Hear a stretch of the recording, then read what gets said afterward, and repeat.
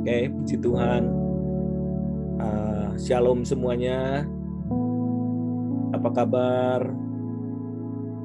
Nah, malam hari ini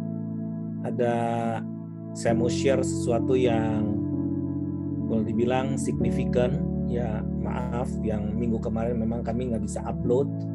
Saya nggak tahu kalau hari ini apakah akan diupload juga atau enggak. Kalau nggak perlu nggak usah juga, karena saya nggak mau menebar sensasi. Ada berita-berita yang memang perlu internal saja, yang memang harus kita ketahui bersama. Ya, saya mau coba sharekan yang dahulu, nanti setelah itu saya akan sambung.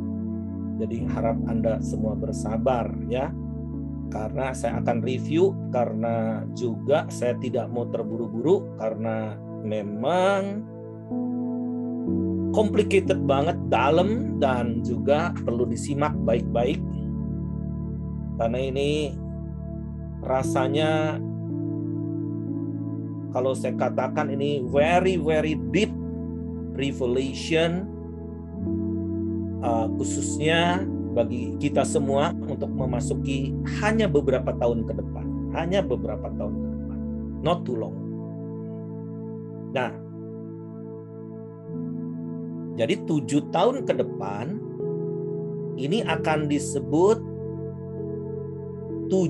siklus 7 yang very significant. Jadi kita sudah masuk tahun yang baru, Peggy Mel 5783, yang saya udah sharekan, the year of judgment and blessings. Nah, tetapi kita harus mengetahui, nggak bisa hanya judul, how, when, where. Kita harus mengerti juga supaya jangan jadi hanya heboh, panik. Tetapi justru di tengah krisis yang akan terjadi, ini kegoncangan skala dunia, justru krisis itu adalah kesempatan. Ya. Karena yang menggoncangkan bukan kita, ya, bukan juga setan, tapi Tuhan juga akan menggoncangkan kerajaan-kerajaan. Jadi coba review dulu dengan materi yang sebelumnya, yang tahun kemarin ada tambahan sedikit, dengan pasca daripada wafatnya Queen Elizabeth di bulan Elul. Bulan Elul ya, bulan ke-6 sebelum kita masuk tahun Peggy Mel. Nah, coba tolong di slide-nya ditayangkan.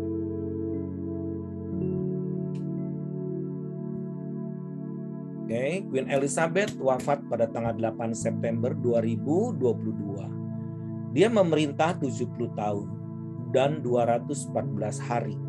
Jadi dia memerintah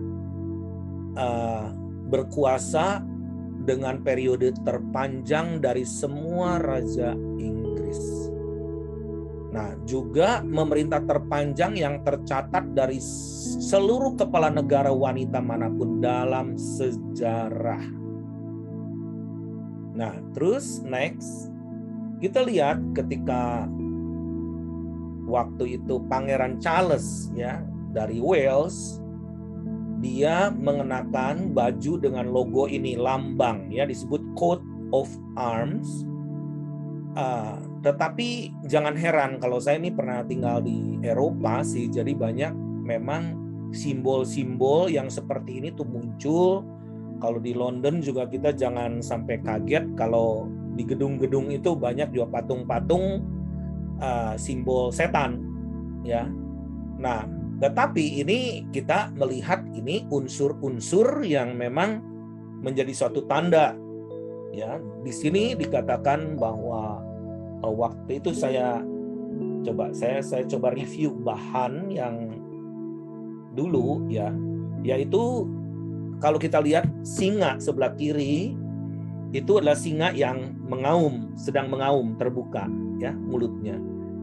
Di dalam 1 Petrus 5 ayat yang ke-8, sadarlah dan berjaga-jagalah, lawanmu si iblis berjalanlah keliling sama seperti singa yang mengaum-ngaum dan mencari orang yang dapat ditelannya.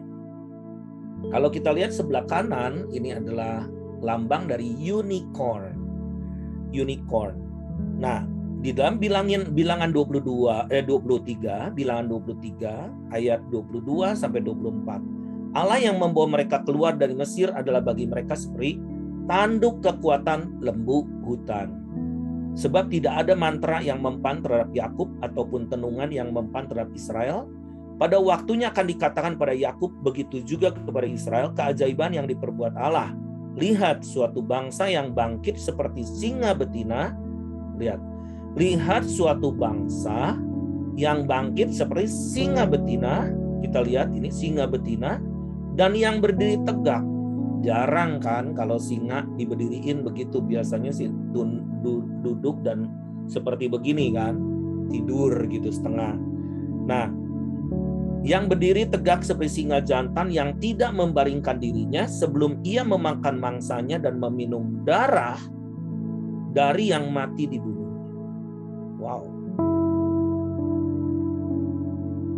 Di dalam kitab Daniel pasal yang ke-7 ayat yang ke-8, sementara aku memperhatikan tanduk-tanduk itu, tampak tumbuh di antaranya satu tanduk lain yang kecil.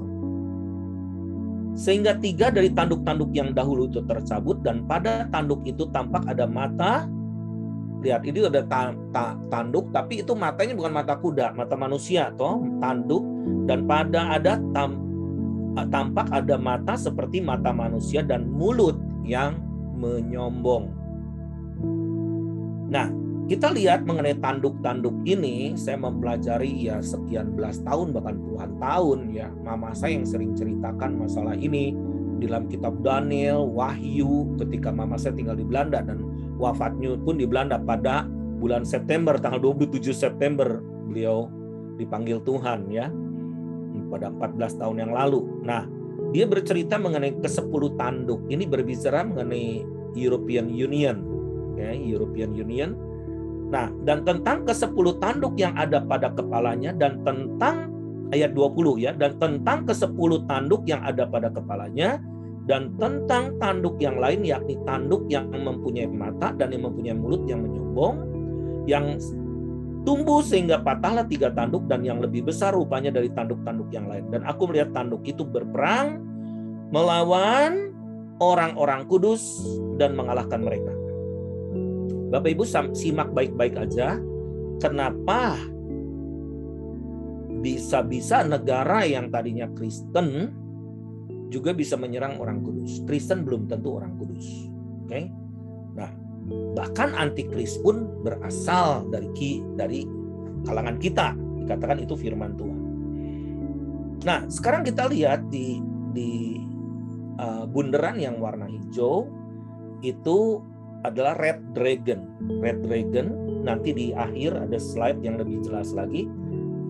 Nah, ini di dalam kitab Wahyu 13 ayat yang keempat, dan mereka menyembah naga itu karena ia memberikan kekuasaan kepada binatang itu. Jadi naga itu memberi kekuasaan kepada the beast. Dan mereka menyembah binatang itu sambil berkata, siapakah yang sama dengan binatang ini? Dan siapakah yang dapat berperang melawan dia? Siapa? Who is going to fight with them? Siapa yang berani? Nah, di dalam Wahyu 13 ayat yang kedua, binatang yang kulihat itu serupa dengan macan tutul dan kakinya seperti kaki beruang. Lihat kakinya seperti kaki beruang. Dan mulutnya seperti mulut singa. Dan naga itu memberikan kepadanya kekuatannya dan tahtanya dan kekuasaannya yang besar. Wow, ini kan, apakah ini kebetulan simbol-simbol yang seperti ini Bapak Ibu sekalian? Tentunya pasti ada dasarnya. Nah, di dalam kitab Daniel 9 ayat 27, raja itu akan membuat perjanjian itu menjadi berat. Lihat covenant. Semua KTT, semua konferensi tingkat dunia, it's all about covenant, the new covenant. G20 nanti, it's all about covenant, nanti di Bali. Bagaimana mereka bikin MOU dan membuat kesepakatan bersama. Nah, yang saya lihat bahwa G20 di Bali itu diiringi oleh pertemuan K20. Apa itu K20? Itu pertemuan para pemimpin agama. Jadi what will be happen? Semua nubuatan begitu akuratnya. Itu akan ada ikatan perjanjian, MOU, kebersamaan, yaitu one menuju one world religion. Kita tentunya senang dengan percepatan yang Tuhan beri kasih karunia kepada bangsa kita. Tetapi amati secara baik-baik bahwa sesungguhnya percepatan ini menuju kemana. Dan kita harus punya hikmat Tuhan secara bijak menghitung hari, berarti Indonesia ada di posisi mana, dan kita akan menuju kemana, dan bagaimana gereja Tuhan bersikap. Di dalam Daniel 9 ayat 27, raja itu akan membuat perjanjian menjadi berat bagi banyak orang selama 1 kali 7 masa. Pada pertengahan 7 masa itu, ia akan menghentikan korban sembelihan dan korban santapan, dan di atas sayap kekejian akan datang yang membinasakan sampai pemusnahan yang telah ditetapkan menimpa yang membinasakan itu. Jadi kalau kita lihat nanti dalam 7 tahun ke depan, ini semua firman Tuhan yang jelas sekali. Bisa juga hitungannya 1 hari itu adalah 1000 tahun di dalam firman Tuhan. Tetapi kalau kita lihat 7 tahun ke depan, ini akan sangat signifikan. Perhatikan negara-negara yang di bawah Inggris itu akan saya katakan memerdekakan diri.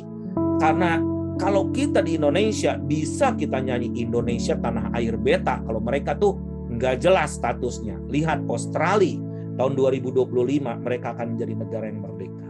Kenapa saya perhatian kepada Australia? Kalau Australia nggak menangkap Kairos time, maka law-nya akan sesegera mungkin akan menentang orang-orang kudus. Makanya kita harus perlu berdoa dan benar mensupport. Kenapa juga kita pengen WPA 2023 di Australia? Capek banget ngurusin mikirnya juga, effortnya, ongkosnya dan sebagainya. Tetapi saya ingin supaya kita berjalan in the right path daripada flight path. Kalau flight path itu kan pesawat terbang ya, tetapi God's path-nya kemana? Jadi very significant kalau misalkan Australia itu akan mengakui dirinya ada menjadi bagian dari negara-negara timur. Nah, jadi kita lihat di sini Britain, Britain itu bahasa Ibraninya Brit itu covenant, dan jadi gini, British orang Inggris. Jadi Brit itu covenant, Ish itu man. Jadi orang yang bercovenant, memiliki covenant. Nah, Britain itu adalah covenant, N-nya land. Makanya dia membuat kekuasaan sampai 1/3 daripada bumi ini, Commonwealth 56 negara, tetapi pengaruhnya lebih dari setengah negara. Dan yang penguasaan lahan di dunia yang terbanyak itu adalah sebetulnya Ratu Elizabeth dan Vatikan. 2 institusi penting yang penguasaan lahan di dunia. Nah, coba next slide. Oke, klik. Jadi kita memasuki tahun Ibrani 5783 pada tahun 2023 khususnya, di mana kita akan memasuki tahun yang baru ya, tahun Gregorian, di mana kalender Tuhan itu terdiri dari 7 tahun siklus tahun Shemitah dengan Yobel setiap 50 tahun. Tahun ini adalah tahun Shemitah. Jadi banyak orang berspekulasi tahun itu depan bisa menjadi tahun Yobel. Tapi kita akan melihat pentingnya tahun Yobel kontras dengan the Great Reset yang kaum globalis lakukan. Karena tahun 2023 sampai 2030 mereka akan memiliki satu progres yang berakselerasi luar biasa untuk mengentaskan yang namanya the Great Reset, yaitu riset kembali. Tetapi mereka punya tagline-nya, you will own nothing but you will be happy. Maksudnya kamu nggak bakalan punya apa-apa, tetapi kamu akan senang, happy. Nah, maksudnya you will own nothing itu apa? On the land. Karena nanti semua akan dikuasai oleh yang disebut one world system. agama akan nanti berafiliasi kemana? Apa pengaruhnya agama dengan climate change, yaitu perubahan iklim. Karena itu akan jadi isu utama. Yang tidak melakukan komitmen sesuai dengan covenant mengenai global climate change ini, yaitu perubahan iklim, maka orang itu akan di-reject oleh seluruh dunia. Jadi ini sistem yang global, sifatnya global. Oke, terus. Jadi kebangkitan Raja Charles III ini inisiatif yang dirancang untuk pastikan bisnis dan komunitas bangkit kembali menjadi lebih baik. Itu namanya The Great Reset. Tetapi The Great Reset model apa? Raja Charles ini dia mendadak menjadi raja setelah wafatnya daripada Queen Elizabeth II, dan sebetulnya dia raja yang kurang populer, Bapak Ibu sekalian, karena gaya hidup dan kehidupannya yang tidak menunjukkan rasa simpati kepada masyarakat, khususnya juga di England sendiri dan di seluruh dunia. Sehingga ada banyak tagline dari negara-negara Commonwealth, mereka mengatakan, "He is not my king," dia bukan raja kita. Nah, jadi kita akan melihat banyak akan kerajaan-kerajaan dari tahun 2023 sampai 2030, mereka akan melepaskan diri. Kenapa? Karena mereka akan back menjadi negara-negara yang dihitung yang sesuai dengan firman Tuhan bahwa setiap suku, kaum, dan bahasa. Karena di dalam kitab Ibrani dikatakan bahwa dari satu orang saja, ya, dari satu orang saja, maka akan menjadi satu suku bangsa. Nah, jadi jelas setiap orang nanti akan memiliki tanah airnya, dan setiap orang itu akan memiliki rasa percaya diri akan tanahnya, dan juga mereka akan menyembah Tuhan. Tetapi gereja yang tidak menangkap kairos dalam setiap momentum ini, perhatikan 2023 sampai 2030, maka mereka di bawah satu law, satu hukum, yaitu hukum yang memang akan menindas orang-orang kudus terlebih dahulu. Nah, oke. Terus kita teruskan dulu ini karena saya mereview ya. Jadi ini tahun Yobel 5783 ini adalah trumpet, yaitu blow the trumpet, suara sangkakala ini menandakan bahwa Mesias semua akan datang. Saya ini baru pulang dari Israel kan. Nah, di Bukit Zaitun itu saya biasa udah puluhan kali saya ke situ, dan saya hanya berdoa worship di luar, di mana di luar itu ada puing-puing, di mana disitulah itu mimbar-mimbar itu zaman mana berabad-abad. Dan sekarang di Bukit Zaitun itu yang ada bukan gereja tetapi masjid. Dan saya terkagum-kagum ketika banyak sekali rombongan orang-orang Muslim dari berbagai negara termasuk dari Indonesia. Mereka berkunjung, mereka datang dari Arab pergi ke Yerusalem, mereka pergi juga ke Al-Aqsa, dan mereka menganggap Yerusalem adalah kota ketiga tersuci setelah Mekah dan Madinah. Dan mereka pasti berkunjung ke Bukit Zaitun, karena di Bukit Zaitun mereka sangat percaya bahwa Isa Al-Masih, ya, Ratu Adil itu akan datang kembali di Bukit Zaitun itu. Mereka sangat percaya sekali. Nah, kita mengerti bahwa kembalinya Tuhan Yesus akan membawa bagi mereka. Ini adalah Mesias yang mereka harapkan itu akan datang pada dekade ini. Nah, kalau kita lihat di dalam Perjanjian Baru, di dalam Lukas 21 ayat 28, ini berbicara mengenai negara Israel yang sudah 2000 tahun menghilang, tetapi mendadak bulan Mei tahun 1948 itu berdiri satu negara, muncul disebut negara Israel, karena itu juga didirikan atas dasar support daripada Perjanjian Balfour, yaitu disupport oleh orang-orang Inggris.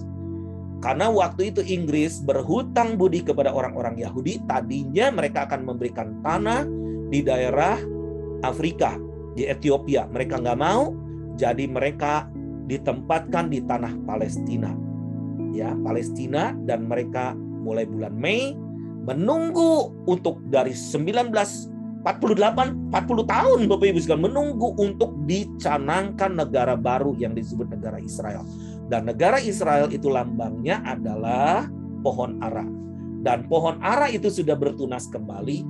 Dan dikatakan di sini, apabila semuanya itu mulai terjadi, bangkitlah dan angkatlah mukamu, sebab penyelamatanmu sudah dekat. Terus, next. Jadi, oke. Jadi waktu pemulihan segala sesuatu ini yang diharapkan sejak Kisah Rasul. Nah, keep ini ayat-ayat ini karena Tuhan membuat gereja tuh nggak seperti sekarang, kayak bersaing, kayak piranha makan piranha gitu kan. Kayak perpindahan jemaat di Indonesia ini, aduh sedih banget. Ternyata menurut penelitian Barna itu bahwa pertumbuhan kekristenan di Indonesia lebih banyak perpindahan daripada orang yang percaya kepada Kristus. Jadi mayoritas banyakkan adalah perpindahan gereja. Nah, kita lihat di dalam Kisah Rasul 3 ayat 19-21, karena itu sadarlah dan bertobatlah supaya dosamu dihapuskan, agar Tuhan mendatangkan waktu kelegaan dan mengutus Yesus yang dari semula diuntukkan bagimu sebagai Kristus. Kristus itu harus tinggal di sorga sampai waktu pemulihan segala sesuatu, seperti yang difirmankan Allah dengan perantara nabi-nabinya yang kudus di zaman dulu. Waktu pemulihan apa sih? Makanya kita berjuang untuk unity. Kita baru selesai ini mengenai pangan ya. Bagaimana peranan umat Tuhan menghadapi krisis pangan ke depan. Untuk mempersatukan otak kita aja yang namanya Kristen, yang mengaku Kristus, Yesus Kristus adalah juru selamat. Oh gila, susahnya. Kenapa? Karena masih ada pride-nya.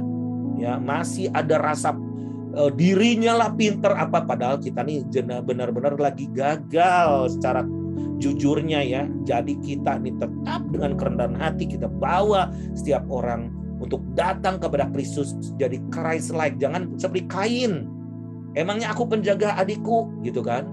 Nah, tetapi kita ini harus jadi Kristus yang rela untuk berbagi, menjadi roti yang disobek-sobek gitu untuk dibagikan kepada banyak orang. Oke? Nah, terus next. Jadi terus lagi. Nah, kita akan masuk waktu 50 tahun dan setelah itu nanti kita lihat itu akan terjadi kegoncangan hebat. Karena 50 tahun itu adalah tahun Sabat bagi mereka, tidak ngapa-ngapain, tapi begitu teng itu langsung tahun yang baru. Kita sekarang aja ngelihat bagaimana The Fed bisa naikkan suku bunga. Inflasi Indonesia akhir bulan ini akan 5%. Jadi apa kata Pak Jokowi, tahun 2023 adalah tahun yang paling gelap sekali. Nah, apakah kita mau bertobat nggak sih sekarang gitu kan? Mau unity nggak sih gitu kan? Mau nggak kita mau datang kepada Tuhan dengan hati yang hancur di hadapan Tuhan? Dan bukan sekedar Indonesia survive, tapi Indonesia harus jadi berkat buat bangsa-bangsa. Next. Jadi the Great Reset itu dari Tuhan akan tiba. Itu di dalam kitab Mika pasal yang kedua sampai ayat yang keempat. Mari kita naik ke gunung Tuhan, ke rumah Allah Yakub, supaya ia mengajar kita tentang jalan-jalannya, supaya kita berjalan menempuhnya, sebab dari Sion akan keluar pengajaran dan firman Tuhan dari Yerusalem. Jadi kita harus back to the Bible, kita harus kembali kepada original plan daripada eklesia. Dalam Kisah Rasul, aku mendirikan jemaatku di atas batu karang ini, itu Yesus berkata pada Petrus. Dan Allah mau tidak akan menguasai, apa yang kau ikat di bumi akan terjadi di sorga, apa yang kau lepaskan di bumi akan terlepas di sorga. Jadi otoritas ini akan kembali. Ini adalah menjadi dekade kerajaan. Nah, di dalam ayat yang ketiga, ia akan menjadi hakim atas banyak bangsa dan akan menjadi wasit atas suku-suku bangsa yang besar sampai ke tempat yang jauh. Mereka akan menepak pedang-pedangnya menjadi mata bajak. Lihat. Apa sih maksudnya? Mereka akan menempa pedang-pedangnya menjadi mata bajak dan tombak-tombaknya menjadi pisau pemangkas. Pemangkas, bangsa tidak akan lagi mengangkat pedang terhadap bangsa dan mereka tidak akan lagi belajar perang. Maksudnya apa? Berbicara mengenai pangan. Mau perang gimana? Kelaparan terjadi di mana-mana. Eropa yang tadinya negara manis-manis yang begitu hebat, sekarang mendadak orang kelaparan. Yang paling mengenaskan adalah artikel yang saya terima tadi, saya baca itu mungkin ada beberapa di antara Anda yang juga yang baca. Bagaimana anak-anak sekolah lagi break, nggak punya makanan. Jadi cuma makan permen karet. Luar biasa sekali negara di Perancis, di Paris. Tetapi mereka masing-masing kan duduk di bawah pohon anggurnya dan di bawah pohon aranya. Jadi ada perilaku yang tukang perang tuh akan berubah. Jangan jadi hater. Dan juga jangan supaya kita nih jadi pembenci. Apa-apa tuh pengen dipuji, pengen dapat apresiasi. Seperti Kristus saja, siap diinjak-injak orang. Dan juga siaplah untuk jadi fasilitator siapapun yang Tuhan pakai. Gak usah bersaing. Ya. Nah next, terus. Jadi tahun Yobel dari Great Reset Tuhan itu akan meningkatkan sistem keuangan saat ini. Tuhan akan berurusan dengan para penindas Israel dan umatnya. Siapa yang melawan Israel akan benar-benar mengalami kehancuran. Nah, kita lihat beberapa negara yang mengecam Israel dan kita doakan bahwa kita bukan hubungan politik, tapi hubungan related dengan janji Tuhan. Siapa yang memberkati, Israel akan diberkati. Nah, orang-orang akan dipulihkan ke tanah asli dan warisan, memiliki warisan. Jadi kerajaan-kerajaan di bumi ini akan menjadi kerajaan Allah kita bagi orang yang mengerti. Akan ada perbedaan. Akan ada perbedaan orang yang mencari kehendak Tuhan dan benar-benar orang di dalam jalurnya, bukan merasa saya ini paling benar atau Regina yang nanti akan share paling benar, enggak. Tapi kita ini sedang berusaha memikul salib Kristus. Tuhan, ketika kami ada saat ini, apa yang akan kita lakukan? Beban apa? Jangan kita hanya berurusan dengan beban sendiri, terus beberes buru-buru dan mulailah bangun mesbah di dalam diri kita. Next. Apakah Great Reset sudah terjadi?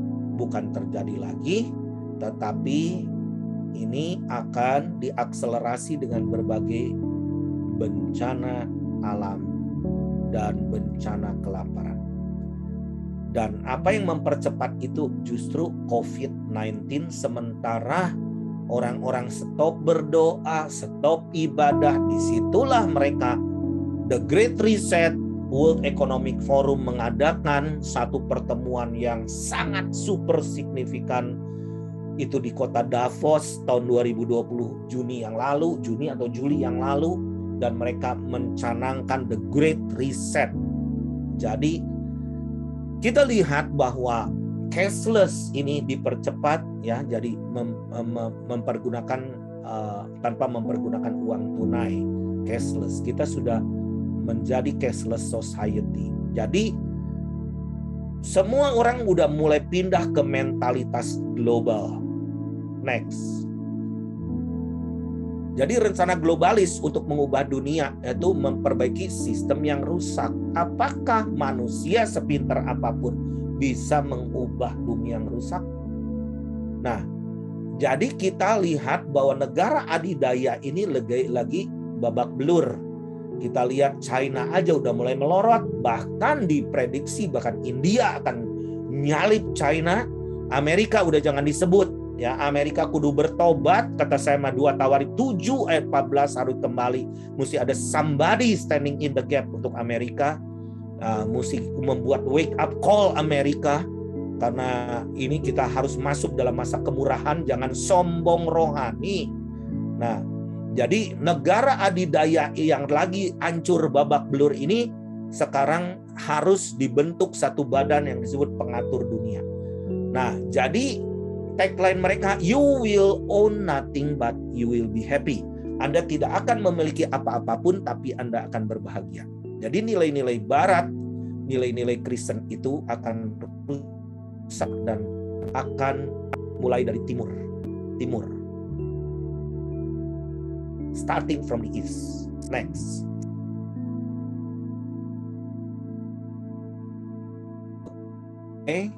Jadi ringkasannya tahun 5783 bisa menjadi tahun Yobel. Globalis memiliki rencana riset mereka. Jadi tahun Yobel terkait dengan rencana akhir Tuhan.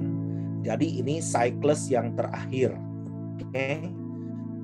Jadi riset yang meliputi kembalinya Sang Mesias dan kerajaan Allah akan mengambil alih. Umat Tuhan harus memiliki warisan. Apa warisannya? Rumah, tanah. Mazmur 2, mintalah kepadaku, maka bangsa aku berikan kepadamu menjadi milik pusakamu, dan ujung bumi menjadi kepunyaan. Nah, para penindas ini akan diadili. Jadi ini akan perang black and white, antara terang dengan gelap, antara orang benar, orang Kristen sama dengan orang Kristen, bisa saling membenci, saling menyerahkan. Tetapi kebenaran itu akan muncul bagi orang-orang Kristen yang hidup di dalam visi kerajaan. Next.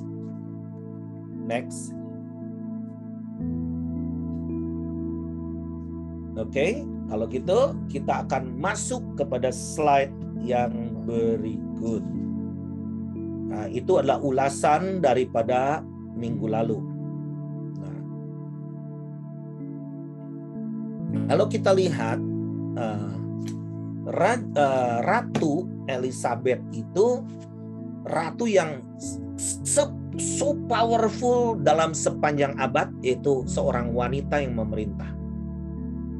Dan selalu raja itu kan dia perempuan jadi disebut ratu. Jadi Raja England itu selalu itu harus menjadi penjaga iman, defender of the faith.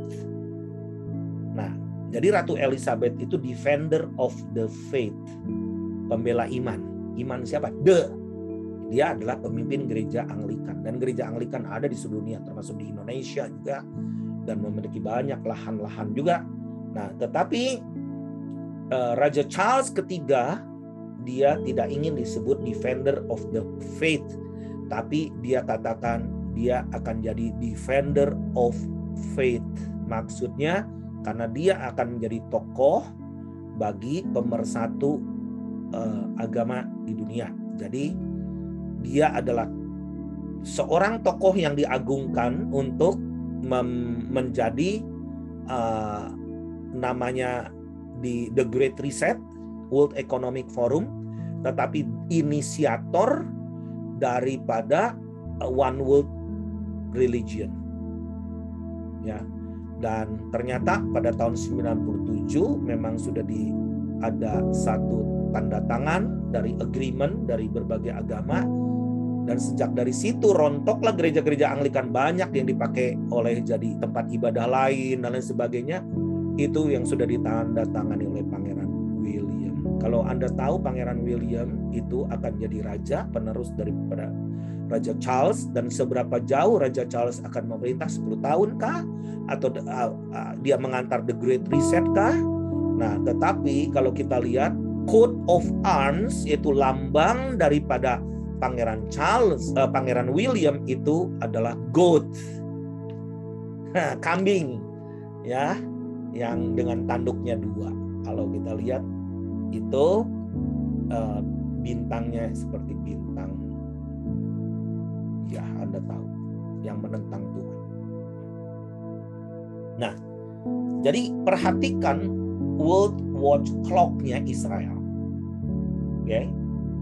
Nah, jadi itu yang disebut pohon ara yang bertunas kembali. Nah, saya mau berbicara mengenai setengah sesi ini, berbicara mengenai unlock the age. Kalau kita lihat unlock the age-nya bagaimana? Itu di dalam Matius 24 ayat yang mulai ayat 7, kelaparan. Makanya kita juga ke isu pangan sekarang. Kita bergerak. Padahal kita ini nggak ada urusannya lah gitu, ke my home, ke pangan segala macam.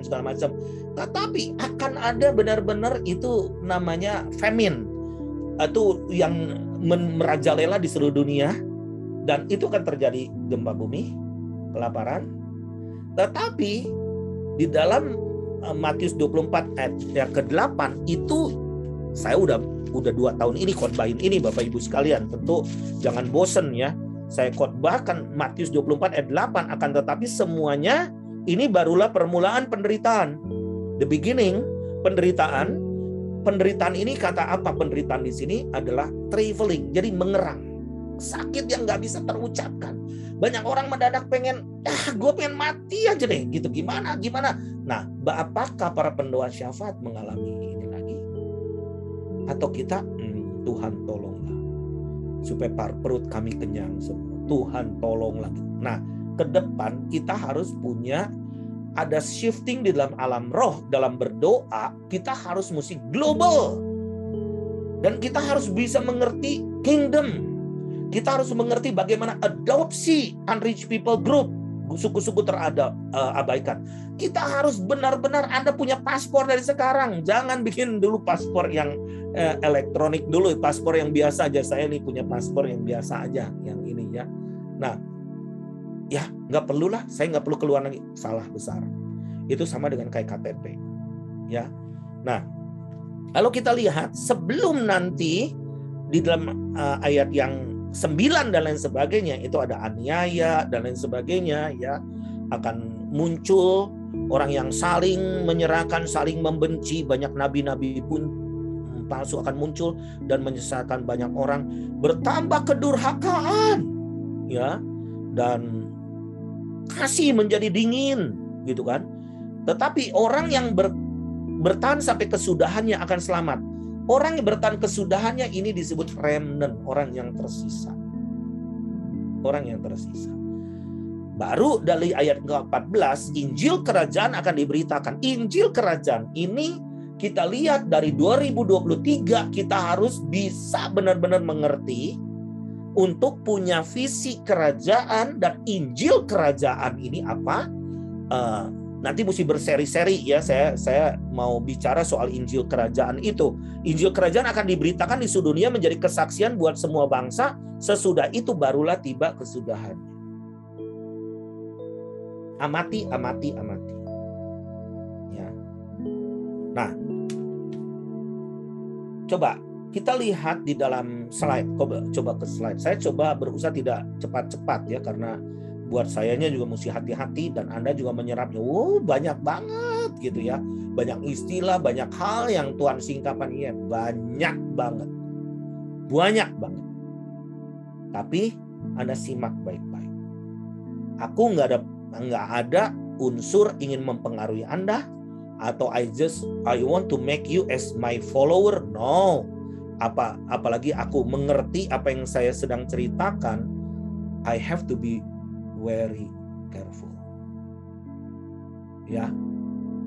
Very careful. Nah, jadi coba kita lihat slide ini ya. Nanti kalau ada tanya jawab boleh aja, yang mau Anda leave dulu nggak jadi masalah. Jadi jangan nanya dulu sekarang, karena banyak hal yang memang saya mau sharekan. Nah, kita lihat ada timeline. 2022 sebetulnya saya bisa robah ini 2023 sampai 2030. 7 years itu adalah history. Ya, tahun sejarah yang sudah lewat. Dan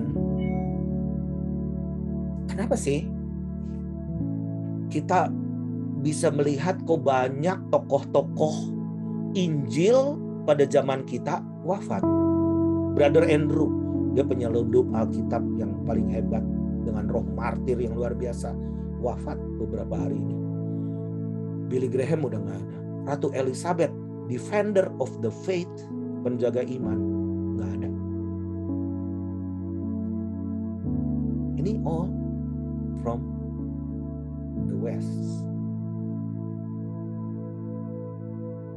Tapi kita lihat timeline sekarang sampai ke 2030, ini ada the timeline to fulfill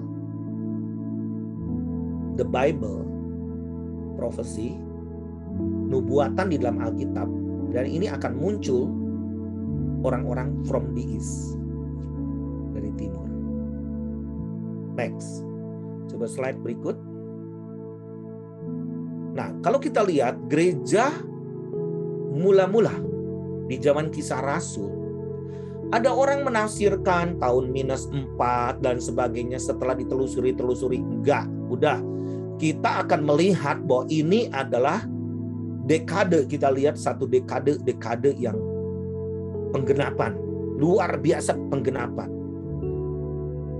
Di awal mula, gereja awal itu disebut eklesia. Ya, itu gereja mula-mula. Lalu berubah ketika tahun 350-an, kekristenan masuk ke Eropa, dan Eropa dilanda oleh lawatan Tuhan luar biasa sampai penemuan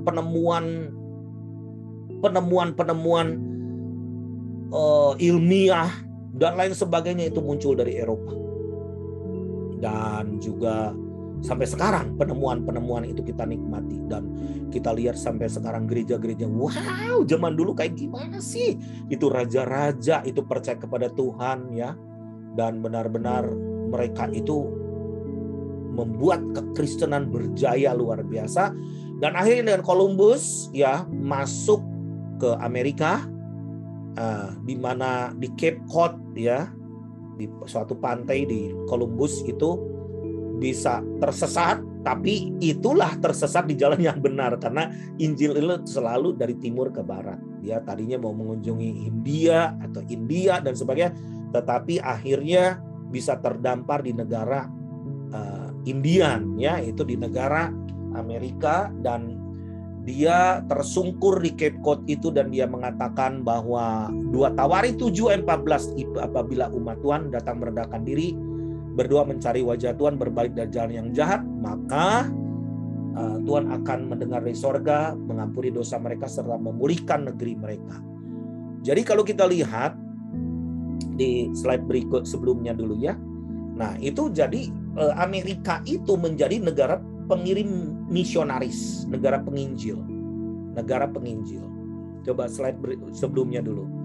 Nah, jadi itu sampai sekarang pengaruhnya luar biasa ke dunia. Indonesia tuh dipengaruhi banyak sekali budaya Barat dari Amerika, khususnya dari baju dan lain sebagainya, makanan, McD dan sebagainya. Tetapi sekarang coba Anda pergi ke mall, McD kayak udah biasa, KFC, makanan Amerika.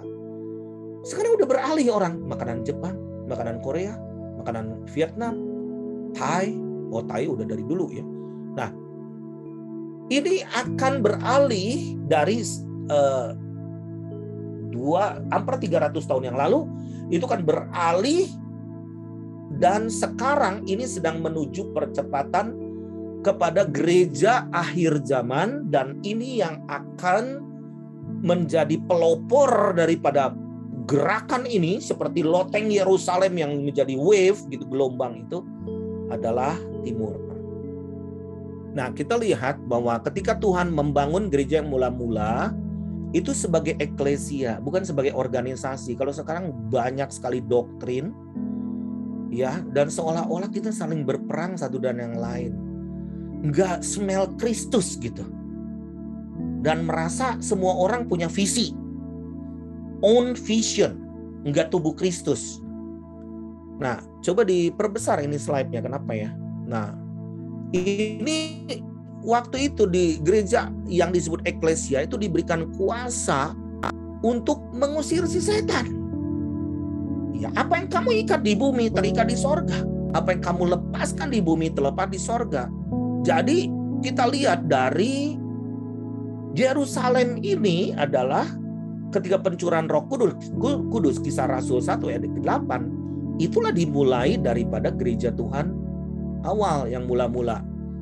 Nah, itu berubah menjadi di mana suatu gelombang penginjilan sampai dengan Makedonia call-nya sampai Turki itu dulu negara Kristen, ya, dan seluruh benua Eropa menjadi negara Kristen, Katolik lah gitu ya. Tetapi terjadi reformasi Bible, back to the Bible, ya. Nah, di mana Amerika itu menjadi negara yang disebut evangelical, negara misioner, negara pengirim Injil.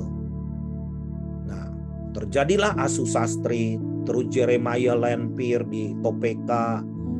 Nah, banyak terjadi suatu gelombang. Ternyata banyak di setiap kota itu terjadi revival yang tidak tercatat. Nah, tetapi kalau kita lihat ke depannya ini akan menjadi satu gereja yang baru yang disebut eklesia kembali. Kita udah banyak ngawur jujurnya, terlalu mengkultuskan individu. 5 jawatan gak jelas. Gembala iya, raja iya, dia penginjil iya, guru iya, rasul iya gitu kan. Nah, tetapi nanti kita akan lihat di mana eklesia itu di dalam Kisah Rasul pertama, ya, di dalam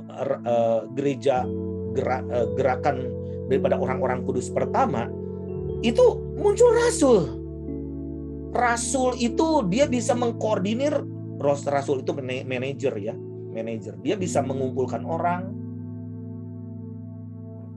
Dan para rasul itu bisa mengatur manajemen, wealth management, sehingga tidak ada kelaparan di sekitarnya dan orang menaruh hartanya, persembahannya di kakinya, dan dengan transparan dia berbagi itu, dan supaya dengan satu maksud Injil diberitakan. Nah, gerakan ke depan ini akan menjadi gerakan yang super cepat dengan basis teknologi, karena kita tahu bahwa kita udah era namanya 5G bahkan 6G, ya. Jadi acceleration technology. Nah, ini akan disebut gerakan All Saints Movement. Apa yang nanti di-sharekan oleh Regina, misalnya GBK, nanti kita bulan Christmas akan kita gerakan berbagi kasih, kita pergi ke rumah-rumah. Jadi janganlah bagi-bagi nasi bungkus fotoan.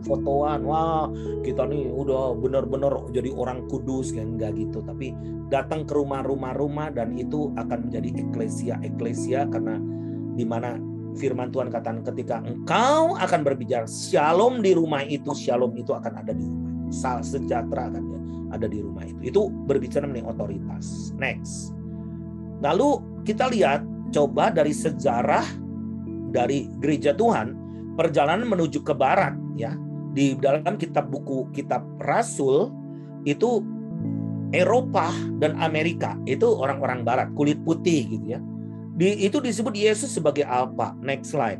Nah, tapi babak kedua itu akan ada penggenapan nubuatan dan pewahyuan, di mana aneh, inilah adalah benua yang disebut 1040 windows, negara jendela 1040 lintang utara, itu negara-negara yang tidak pernah diinjil dan banyak dewa-dewi, witchcraft, banyak kegelapan dan unreached people group numpuknya banyakkan di sini. Itu akan benar-benar dilawat oleh Tuhan, karena akan ada kunjungan daripada kuasa Tuhan, ya, di mana ini merupakan satu wave, gelombang, dan Yesus akan datang sebagai Omega, the end. Nah, kenapa saya ngomong seperti ini? Karena kalau kita pelajari kitab Wahyu, khususnya di pasal yang kedua, semua berbicara mengenai gereja Asia. Semua gereja Asia. Nah, terus next slide. Saya pribadi saksinya bagaimana ketika tahun 2012 diadakan WPA, World Prayer Assembly di Indonesia, dan itu merupakan satu gerakan doa terbesar yang nggak ada saingannya. Nah, nggak bisa nyaingin, nggak bisa bikin duplikat lagi juga. Indonesia bikin seperti itu juga kayaknya nggak bisa juga. Nah, ketika sebelum penyelenggaraan WPA 2012 yang lalu, saya benar-benar mengorbankan diri saya dan teman-teman, juga Pak Tony dan hamba-hamba Tuhan, kita berkunjung ke Korea dan kita benar-benar pengen ketemu Pastor David Yonggi Cho atau Paul ya Yonggi Cho, dan kita menunggu berjam-jam di Bukit Doa, dan akhirnya dia datang dan dia menyambut kita dengan senyum dan dia katakan bahwa kaki Dian sekarang bukan di Korea, ada di Indonesia. Makanya kita mengalami satu fire luar biasa.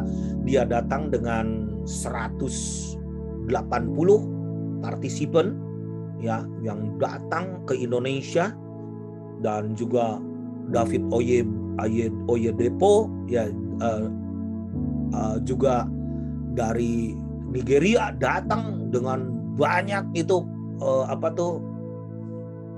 penjaga-penjaganya datang. Kenapa mereka bisa datang ke Indonesia? Karena mereka ingin menyambut ini bahwa benar-benar ada satu loteng Yerusalem di akhir zaman, dan mereka ingin menangkap satu api yang dikobarkan oleh Tuhan di Indonesia. Tetapi apa yang terjadi tahun 2020? Beliau wafat. Berarti finish well. Finish well. Sudah mengantar generasi itu. Saya di generasi transisi, Bapak Ibu sekalian, pembangun jembatan. Kerinduan saya adalah ke depan yang muda-muda. Dan siapa yang mewariskan ini? Sementara Brother Andrew nggak ada, udah nggak ada. Terus Billy Graham udah nggak ada. Yonggi Cho adalah satu-satunya tokoh mega church terbesar di dunia. Nggak ada lagi tokoh mega church ya dalam era kita, udah nggak ada. Next slide. Jadi kita lihat ini adalah kebangkitan daripada gereja Tuhan yang disebut hari ketiga. Nah, saya mau jelasin kenapa hari ketiga. Karena ini gereja hari ketiga akan mengalami kebangkitan yang besar dan penuh kemuliaan Tuhan. Dan kita adalah pelari estafet terakhir yang akan menyelesaikan tugas terakhir. We have to be very careful. Kenapa? Karena saya juga pernah bermimpi, itu yang saya pernah jelasin. Kenapa banyak hamba Tuhan terpeleset, jatuh, breng. Karena iblis tahu ini endingnya. Mereka berjuang untuk ngabis-ngabisin tuh orang-orang penting tuh. Apalagi orang berpengaruh. Kalau orang Kristen biasa-biasa kayaknya enggak ngeganggu deh. Buat iblis juga fine-fine aja. Lu tidur aja di gereja atau gereja tidur fine-fine aja, gua nggak akan ganggu gitu kan. Nah, kita harus mengerti bagaimana kolaborasi, saling menolong satu dan yang lain, bergandengan tangan. Oke? Karena penyesatan besar itu pasti sedang datang. Karena itu kata firman Tuhan. Next slide. Jadi ini disebut the Day of Asia, di mana secara profetik itu adalah di Golden Gate, ya, di Golden Gate itu pintu gerbang timur. Dan perhatikan bahwa ini akan ada gerakan-gerakan, ya G20, iyalah apa segala macam, kita bikin ada seru-seruan, Asia Pasifik apa segala macam, Pacific Rings dan Rim dan lain sebagainya. Apa yang kita sedang lihat sekarang itu sebenarnya geopolitik yang semua akan mengubah sejarah.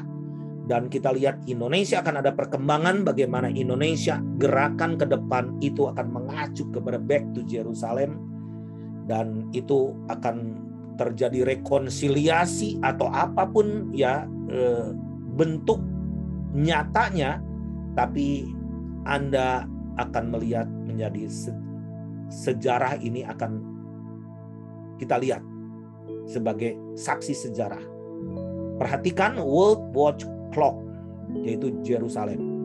Saya udah tadi perlihatkan kepada Anda bagaimana Injil bergerak dari timur, selalu dari Yerusalem ke barat, sampai Roh Kudus juga melarang untuk Rasul Paulus pergi ke Asia, dilarang oleh Roh Yesus, dan pergilah. Ada panggilan-panggilan Makedonia Call, dan panggilan juga Thomas pergi ke India dan lain sebagainya. Nah, sekarang kenapa kita melihat itu bagaimana pergerakan negara-negara superpower itu sedang melorot. Bahkan mengenaskan sekali. Apa Anda nggak tertoreh, hati Anda terluka ngelihat? Ya saya ngelihat ini aja, gimana anak-anak kecil bisa makan permen karet ketika break di school di Paris, di London Bapak Ibu sekalian. Oh my God, kalau gue ada di sana mungkin gue mau bawa makanan, roti dan sebagainya gitu kan. Nah, kita lihat di sini next slide. Oke, terus saya rada panjang sedikit untuk menyelesaikan ini meskipun nggak akan selesai seluruhnya juga. Nah, di mana bait Allah akan dibangun kembali. Kenapa? Saya mau cerita di sini. I spend more time on this karena slide ini ya, ini berbicara mengenai waktu, timeline. Kita lihat Raja Babylon menyerang Yerusalem itu 3 kali. Pada tahun 605 sebelum Masehi, tahun 597 sebelum Masehi. Kalau sebelum Masehi itu mundur, oke? Mundur dari 0. Dan tahun 586 sebelum Masehi, bait Allah dihancurkan. Tapi apa yang terjadi? 70 tahun kemudian 586, berarti tahun 586 dikurangi 70 tahun, bait Allah dibangun kembali, didedikasikan kembali kepada Tuhan. Maksudnya gimana Bapak Ibu sekalian? Raja Babylon, dan kita lihat dekade 2023 sampai 2030 itu akan ada kebangkitan Irak nih. Babylon, Irak. Sekarang Irak, negara Irak. Jadi kita lihat begini Bapak Ibu sekalian ya. Raja Babylon itu mereka mengagungkan diri menjadi raja seluruh dunia, raja yang powerful. Dan nggak ada raja yang powerful dalam dekade kita selain Queen Elizabeth.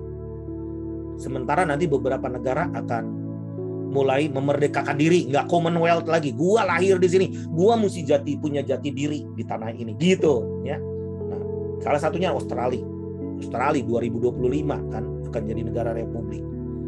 Nah, jadi Raja Babylon ini adalah raja yang dianggapnya antikris sebetulnya. 3 kali menyerang. Nah, tetapi kita lihat setelah pulang dan tepat ketika 70 tahun kemudian 586 sebelum Masehi dikurangi 70, tahun 516 sebelum Masehi bait Allah dibangun kembali, didedikasikan kembali kepada Tuhan. Jadi kita lihat 70 tahun pertama bait Allah dihancurkan, 70 tahun kemudian bait Allah dibangun kembali, rebuild namanya. Yesus mati hari pertama. Nah, tahun Gimel 5783. Ingat kata 3 ini. Angka 3 ini powerful sekali. Nah, Yesus mati pada hari pertama. Pada hari kedua dikubur. Kita tahu bahwa bangsa Israel itu juga waktu itu di dalam pengasingan, oke, di pengasingan. Nah, tetapi Yesus dibangkitkan pada hari ketiga. Kita punya waktu di dalam hari ketiga ini, hari kebangkitan gereja Tuhan, 7 tahun dari sekarang. Saya ingin membuat awareness bagi Bapak Ibu sekalian. If you are really true Christian, Jesus follower, be like Christ. Oke, jangan gereja-gerejaan. Seperti Kristus. Kenapa?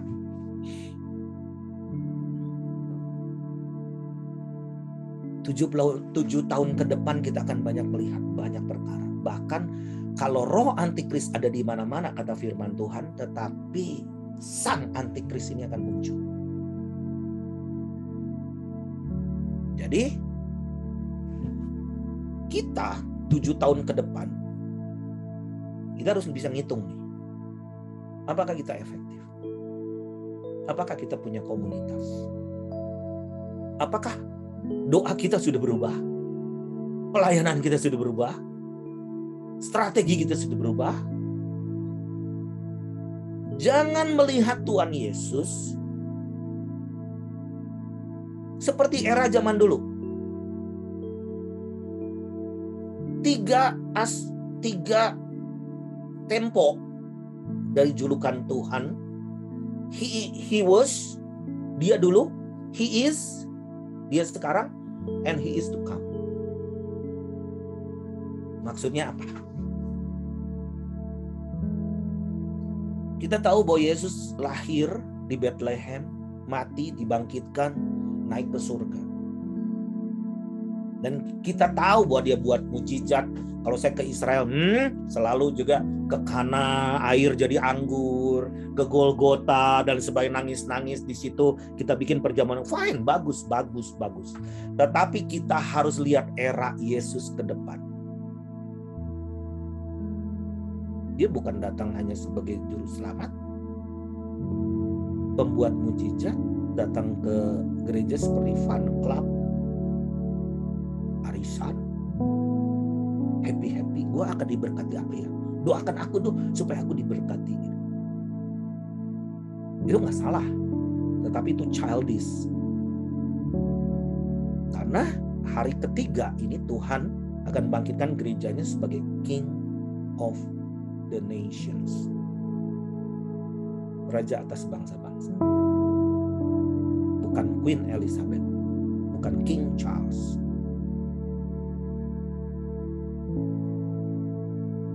Identitas umat Tuhan akan segera berubah. Di close dulu ini slide-nya. Identitas umat Tuhan akan dikembalikan menjadi the ambassador of the kingdom of God.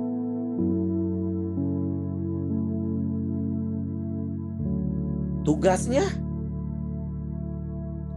take dominion. Ambil mandat yang hilang. Berdoa bukan jadi kayak pengemis. Ambil tanah perjanjian yang dijanjikan itu. Untuk apa tujuannya? Mempromosikan kerajaannya. Untuk apa? Untuk menerima mandat. Ketika Yesus berbicara kepada ribuan orang di tepi danau Tiberias. Pertanyaannya, kenapa Yesus bisa bicara kepada 5.000 laki-laki yang lapar, ya, plus perempuan, mungkin KKR terdahsyat lah dulu, belum anak-anak. Dan kenapa setiap orang bisa dengar? Karena itu ada angin dari gunung. Ya, sejauh 1 kilometer gimana kita mau dengar tanpa loudspeaker?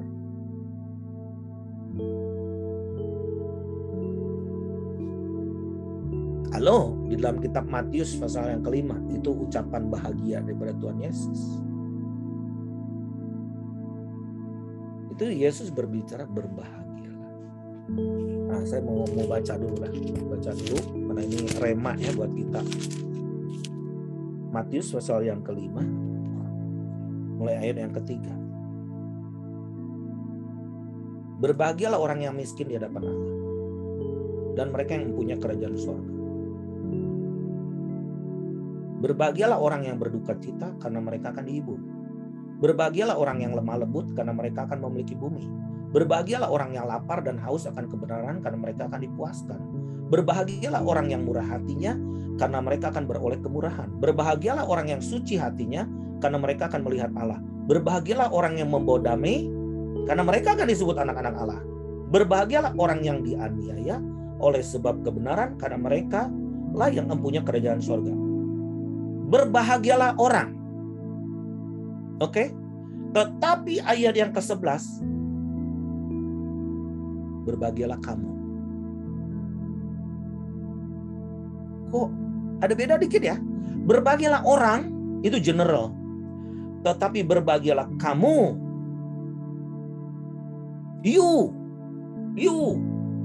yang ada di sini. Jika karena aku kamu dicela dan dianiaya dan kepadamu difitnahkan segala yang jahat, bersukacitalah dan bergembiralah karena upahmu besar di sorga, sebab demikian juga telah dianiaya nabi-nabi yang sebelum kamu. Apa sih maksudnya? Apakah kita mau jadi orang berbahagia sampai ayat 10? Gak mau memikul salib? Berbahagialah kamu. Kenapa? Waktu itu saya nih, teka-teki saya terjawab. Saya pikir ada angin yang membawa suara Yesus ke setiap orang. Enggak. Yesus berbicara to every one of you. In spirit. Jadi, siapa yang mau jadi the ambassador of the kingdom of God?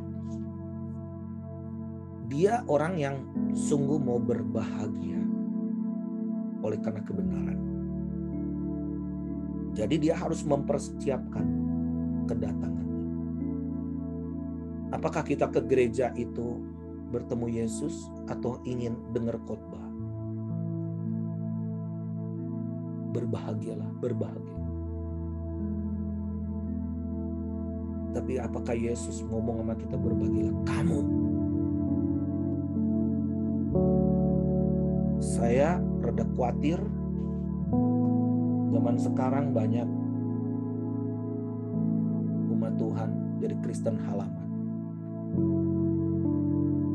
Ada di luar, hanya mendengar. Banyak yang gaduh di luar. Jadi kita nih harus mempersiapkan kedatangannya. Dan saya katakan, Indonesia belum siap. Australia belum siap. Singapura belum siap. Malaysia belum siap. Vietnam belum siap. Maksudnya masih jauh dari unity. Jauh dari kesempurnaan seperti Kristus yang mau sepakat untuk memahkotai dia sebagai raja.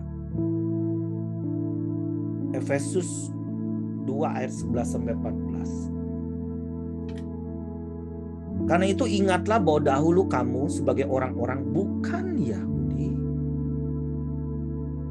menurut daging yang disebut orang-orang tak bersunat oleh mereka yang menamakan dirinya sunat, yaitu sunat lahiriah yang dikerjakan oleh tangan manusia. Bahwa kamu itu waktu itu kamu tanpa Kristus, tidak termasuk kewargaan Israel. Apa yang maksudnya kewargaan Israel?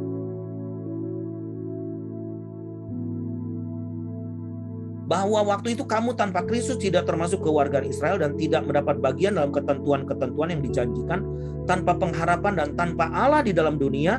Tetapi sekarang di dalam Kristus Yesus, kamu yang dahulu jauh sudah menjadi dekat oleh darah Kristus, karena dialah damai sejahtera kita yang telah mempersatukan kedua pihak dan yang telah merobohkan tembok pemisah, yaitu perseteruan.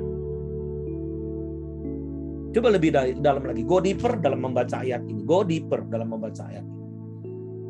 Jadi ketika raja-raja akan rontok nih, kerajaan-kerajaan akan digoncangkan, seperti dalam kitab Ibrani pasal yang ke-11. Semua kerajaan akan tergoncangkan, dan dalam dekade ini lihat, karena kelaparan akan banyak terjadi chaos. Banyak akan terjadi penggulingan kekuasaan.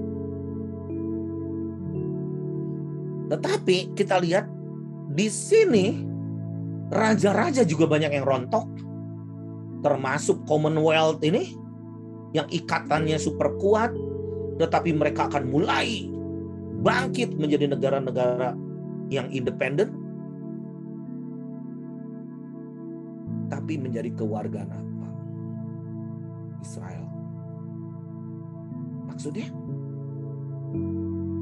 ini era kerajaan, Bapak Ibu sekalian.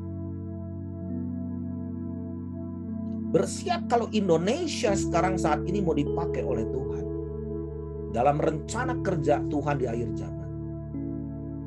Whoever you are, mulai adopsi suku-suku. Itu, aku kan orang kampung biasa. Aku ini pendoa biasa deh. Oke. Mau nggak dapat warisan? Gitu kan. Matius 24 ayat 14 ini jelas. Injil kerajaan Allah diberitakan di seluruh dunia menjadi kesaksian buat semua bangsa. Bangsa di sini adalah etnos, suku. Maka tibalah kesudahannya. Jujurnya nggak ada yang ngajarin ini mungkin. Nggak apa-apa. Karena aku ingin supaya kita semua menjadi orang yang efektif di dalam Tuhan. Billion Soul Harvest akan datang ke Indonesia. Apakah kebetulan yang diinisiasi oleh Korea? Dan apakah saya ini orang spesial yang harus mengkoordinir Asia, Indonesia? Saya nanti doakan minggu depan aja saya udah ada di Singapura dalam konferensi Translink, di mana saya bersyukur Indonesia dan Australia akan mulai menggerakkan di mana global leaders berdoa selama 2 hari di sana, dan lalu saya pergi ke Korea untuk bicara, dan semua orang Barat yang bicara hanya saya satu orang Asia berbicara untuk orang Korea, dan mereka katakan orang yang paling tepat adalah orang Indonesia yang bicara di Korea mengenai tuayan, supaya kita bisa berkolaborasi Korea dengan Indonesia. Karena Korea sudah memulai kaki diannya dan kita mau menyambut kaki dian ini di Indonesia. Itu udah mengadopsi dan udah spreading kemana. Nah, bagaimana? Apakah Indonesia punya percaya diri untuk kita menjadi berkat buat bangsa-bangsa? Di mana di sini dikatakan bahwa ini adopsi suku-suku bangsa, etnos yang belum terjangkau, di mana Mazmur 2 ayat 8 bahwa mintalah kepadaku maka bangsa-bangsa akan diberikan kepadamu menjadi milik pusakamu dan ujung bumi menjadi kepunyaan. Biarlah kita semua mulai bangkit secara roh kita, jangan tidur, bahwa kita ambil take dominion dan kita akan berjalan bersama Yesus, the King of Kings, Raja di atas segala raja, yang akan memerintah setiap suku bangsa. Kenapa? Karena setiap suku, kaum, dan bahasa yang dihitung oleh Tuhan. Yang dihitung oleh Tuhan.